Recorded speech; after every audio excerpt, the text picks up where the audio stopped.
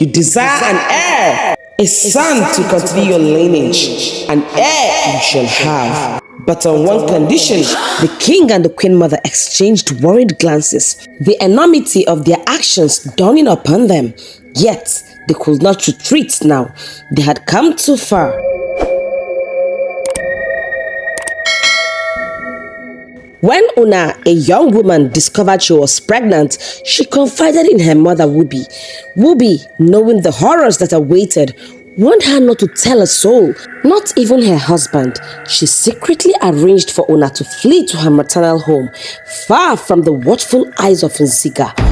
One dark night, with the help of her mother, Una fled Nziga.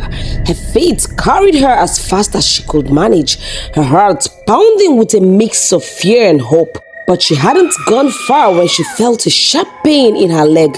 She looked down to see a snake slithering away, its venom already coursing through her veins. Una collapsed to the ground, her lifeless body swallowed by the forest. From that day, a chilling realization swept through Ziga.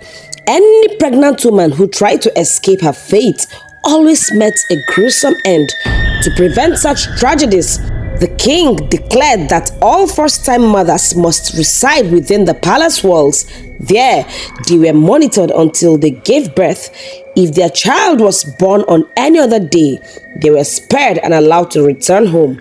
But if the baby was born on Ezi Market Day, the gods would carry it away to Ziga. Over time, what had once been an abomination became normalized. The people of Nziga began to see the sacrifices as part of their tradition, a grim necessity to ensure the blessings of Ziga. Songs were sung and rituals were performed, but beneath it all, a shadow loomed over the land. Years rolled by in the land of Nziga, and King Busu eventually passed on, leaving behind a legacy stained with blood and sacrifice. His first son, Prince Kunzi, had grown into a fine young man, tall, strong, and wise beyond his years.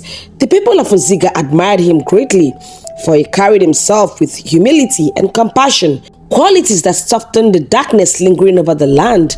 When Kunzi ascended the throne, he vowed to rule with fairness and kindness, following the traditions of his ancestors while striving to maintain peace and prosperity in the land.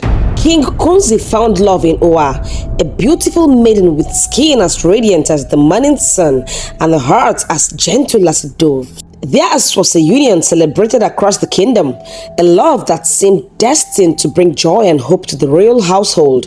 But as time passed, the joy of their union was overshadowed by growing concern. Oa did not conceive, and whispers began to circulate among the people. Is the queen barren? Some asked. Will the king be left without an heir? Others speculated.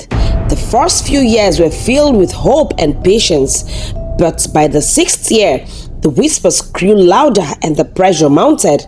One day, during a council meeting, the palace chiefs raised a delicate issue with King Kunzi.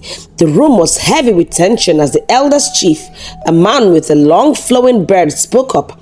My king, he began cautiously. We understand the love you have for our queen, but the people grow restless. It has been 6 years and still the throne has no heir. This is not only a matter of the royal family, but of the entire kingdom. King Kunzi clenched his jaw, his heart heavy with the weight of their words. He knew they were right, but his love for Oa ran deep, and the thought of taking another wife filled him with dread. Another chief chimed in, his tone more direct. Your Majesty, it is our sacred duty to ensure the continuity of the throne. Perhaps it is time to consider taking another wife to secure an heir. The king said nothing, but rather dismissed the meeting, retreating to his chambers where Oa awaited him.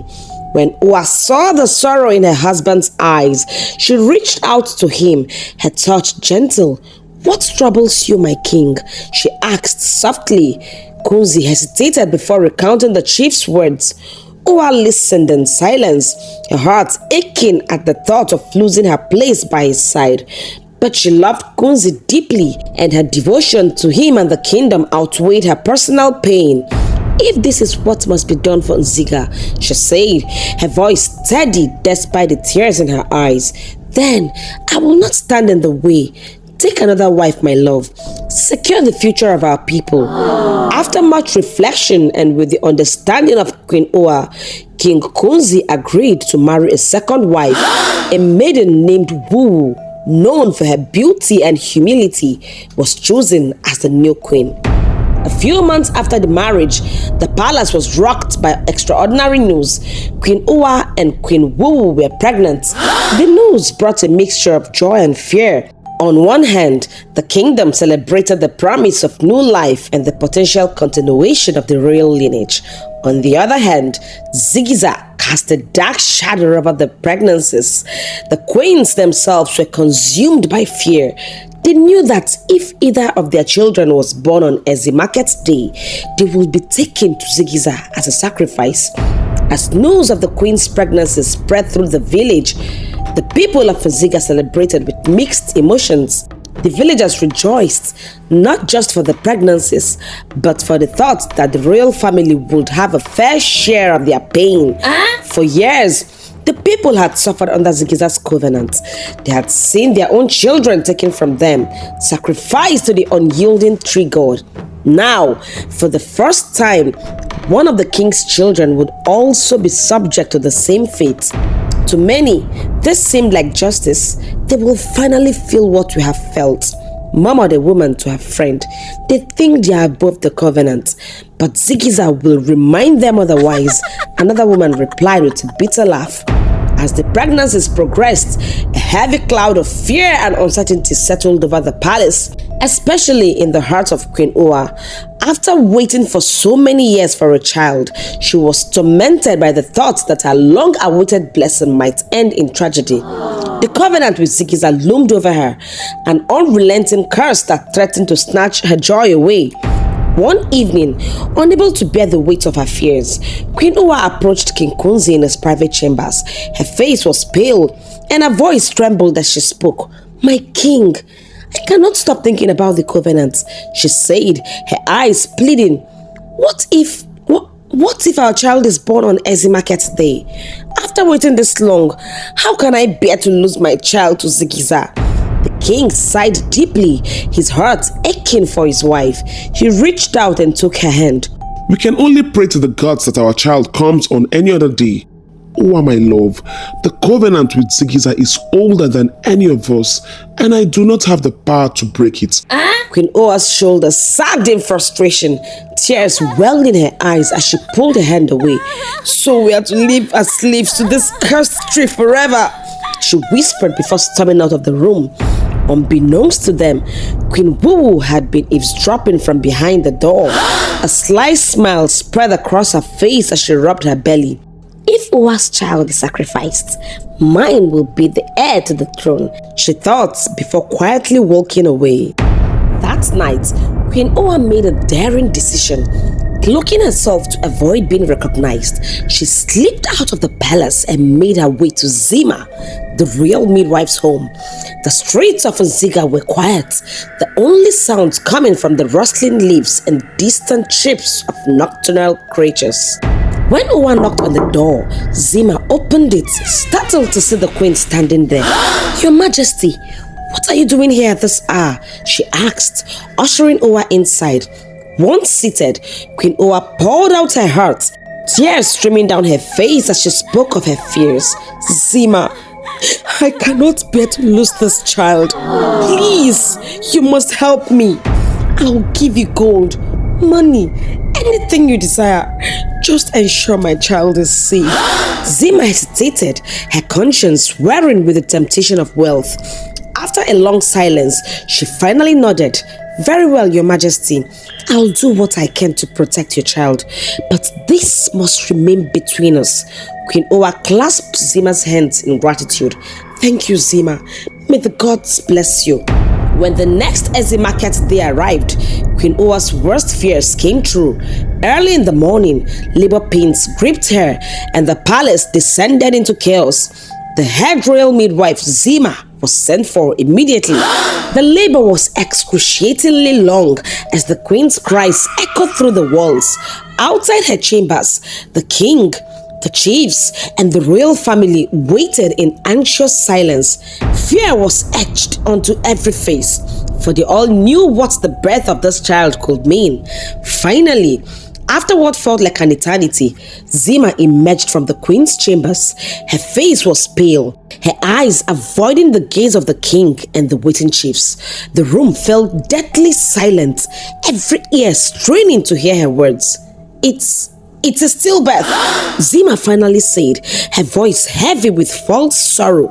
The announcement sent ripples of murmurs through the royal courtroom. The chiefs exchanged uneasy glances, each trying to decipher the meaning of Zima's words. The child came out dead, Zima said, bowing her head before excusing herself. The king sat back, his face a mask of disbelief and sorrow. A weight hung heavily on his chest, one that even the presence of his chiefs and elders couldn't lift. Just as the midwife was heading back to Queen Oa's chambers, another cry broke through the tense atmosphere. This time, it was Queen Wuwu. She was in labor. Zima quickly ordered another midwife to attend to Queen Wuwu while she returned to care for Queen Oa. When news of Queen Wuwu's safe delivery reached the king, it did little to lift his spirits. One would have expected him to be relieved, even consoled by the birth of another child, but his grief for the loss of Queen Oa's child overshadowed everything. As the room buzzed with murmurs, one of the eldest chiefs rose to his feet, his voice steady and authoritative. Your Majesty, He began. though we mourn the loss of Queen Oa's child, we must not forget the covenant with Ziga. The first child born must be sacrificed, and while Queen Oa's baby did not survive, this second child cannot be spared. We must not anger the gods. A wave of murmurs and gasps swept through the room as the reality of the elders' words sank in. The king's head dropped, his fists clenching tightly. Though every fiber of his being wanted to defile this cruel tradition, he knew that the covenant was beyond his power to break. Moments later, the king, accompanied by two elders and the chief priest, carried the newborn child through the dark forest towards Ziga. Queen Wuwu's cries echoed through the palace as she pleaded with them to stop. Her voice raw with desperation, but her cries fell on deaf ears. When they reached Ziga, the air grew heavy with an eerie stillness. The chief priest stepped forward, holding the baby in his arms as he began chanting ancient incantations, his voice rising and falling in rhythm with the rustling of Ziga's branches. The tree groaned, its massive trunk twisting as its glowing eyes opened, casting an otherworldly light on the gathered group. The king stood helplessly as the chief priest lifted the baby, offering it to Ziga. With a low guttural sound, the tree's mouth opened wide. The baby's cries were swallowed in an instant as Ziga consumed its sacrifice whole. Tears streamed down the king's face, his grief and guilt overwhelming him. He turned away, unable to watch the monstrous act, but the sound of Ziga's satisfaction echoed in his ears. That night, under the cover of darkness, Zima quietly left the village. Carefully, she carried a basket stuffed with clothes. Inside was Queen Oa's baby, alive and unharmed. She had faked the baby's death by putting a drop of sleeping herbs in the baby's mouth, causing it to fall into a deep sleep at birth. With determined steps, she made her way to the riverbank. On getting there, a small boat awaited her. She stepped into the boat and began paddling into the open water. The basket lay securely at her side. The river was calm at first, and the only sound was the gentle splash of the oars. Zima kept glancing around nervously, her mind filled with thoughts of what she would do next. But as she reached the middle of the river, the sky suddenly darkened. A heavy storm broke out, the winds howling and the waters churning violently. Lightning tore through the sky and thunder roared like an angry beast. Zima gripped the sides of the boat, trying to steady herself, but the storm was relentless. Suddenly, a bolt of lightning struck her and the boat capsized. The last thing Zima saw was the baby's basket floating away as everything went black. I'm sure you would like to know what happened next. If you enjoyed the story and would like to see how the story progressed, please consider subscribing to this channel, not forgetting to turn on the bell notification icon so that once the next part is being posted, you will be the first to be notified. You can also check out these videos here. I promise you won't be disappointed.